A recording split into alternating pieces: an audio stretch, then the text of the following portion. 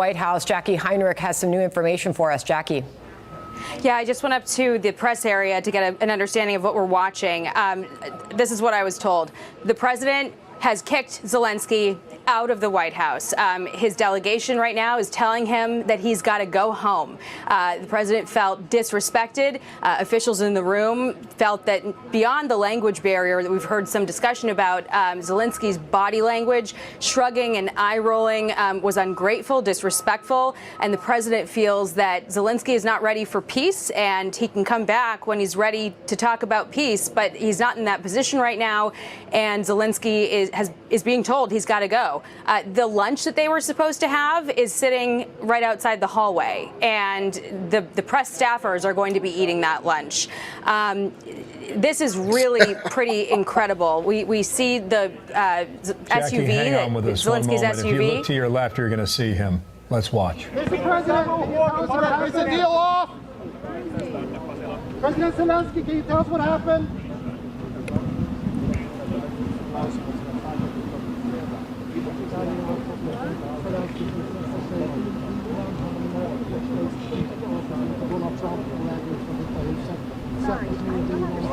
You can't disrespect your so and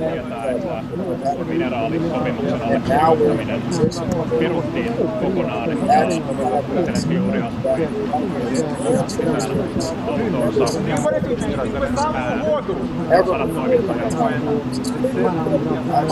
Did you sign the minerals deal?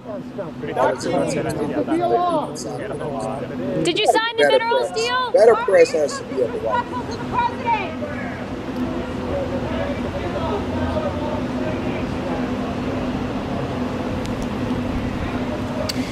We may be watching the floor fall through this moment in international relations and diplomacy, or this might be the art of the deal, and we're not going to know for some time. Jackie, it appears that even going into this meeting that this relationship was not great. About a week ago, President Trump called Zelenskyy a dictator. He was asked about that yesterday with the British Prime Minister, and he said, "Did I say that?" Next question. As if he wanted to brush that off and make sure that things today went smoother. Well, Zelenskyy, we're told, was begging to stay and work this out. The Ukrainians were begging the president and the White House to continue talking. The president's having none of it. He felt that Zelensky's just not ready for peace, and this deal was not signed. There is no signing. There will be no joint press conference. The next time we're going to see the president is at departure. There he goes right behind me. Zelenskyy on his way out of the White House gate. No deal signed, no joint press conference, tensions at an all-time high between these two leaders. Really, the prospect of peace talks, what this means for the war that has raged on for 3 years, you cannot overstate what a moment in time we've just witnessed. And while the president left the invitation open to come back when you're ready to talk seriously about what it takes to achieve peace, Zelenskyy feels very dug in. He was dismissive of the U.S. overtures that you've got to accept a ceasefire first. You've got to deal with the other side. The divide between the two could not be wider. And so we expect to see the president at departure, Marine One departure later on this afternoon when he heads to Mar-a-Lago for the weekend. But that is the only other time we're going to hear directly from him. And I guess we'll hear from Zelenskyy on special report tonight. But that is going to be must-watch TV after what we have witnessed here today. Yeah, that's pretty crazy. So you can't you're not operating from a position of power. If you're not operating from a position of power, then that means that you lost. You're losing. You're losing, you lost, and you have to then concede, and you got to put yourself and your country first. That's the thing about Zelenskyy, is that he's not putting his country first. And now he's in a position where he could have probably saved lives.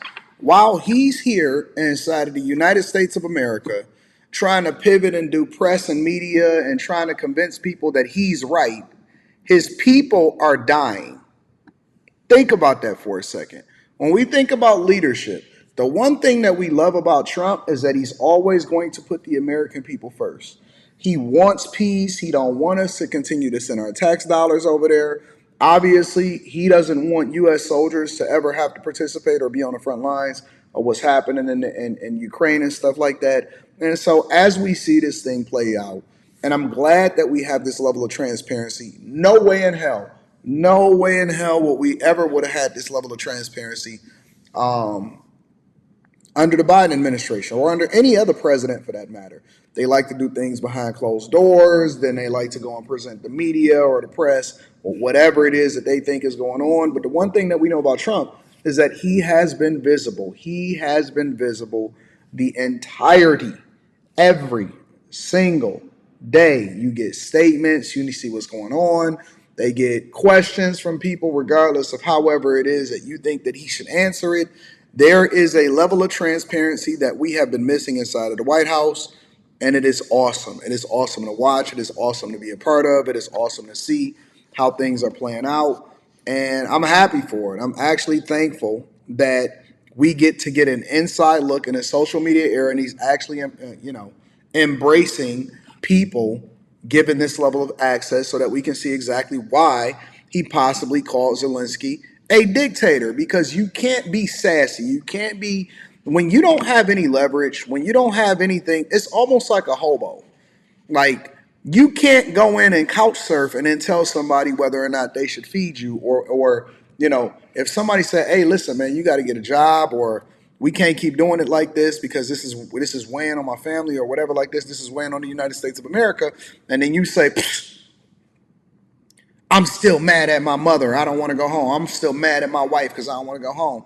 And you couch surfing over my crib as your homie, but I'm the person that got the money and you broke out here. Hey, listen, fam, who you disrespecting? And then you came into the Oval Office and you disrespected the J.D. Vance, you disrespected Trump, and you disrespected the United States of America, who was basically giving you the opportunity to even defend your country, while over 2,000 people this week alone between Russia and Ukraine died. Every day there are people dying, and that's the thing that should take precedence over anything. And it's easy. It's very easy when you're just taking trips over to the United States of America, about to have lunch and about to have a dinner. And then Trump said, no, it's off. We're not doing that no more. That's over. So until you get serious and stop trying to pivot and do whatever it is that you want to do when you want to do it, until you get serious, then that's when you can come back. But right now, you do it on your own, and sometimes you got to let them go. Sometimes you got to let these women go. Sometimes you got to let them do their own thing so that they'll then understand exactly what's going on. And maybe you need to suffer a little bit more. Maybe more of your people have to go under the knife. Has anybody actually watched, and you can find it on X, you're not going to find it on any other social media platform, the video between I think it's a Korean and a Russian in a knife fight? It was crazy. It's one of the most brutal things that I've ever seen in my entire life. Let me know what y'all think inside of the chat. Make sure y'all tap into the Patreon. Link is in the description. And make sure y'all tap in the after hours tonight.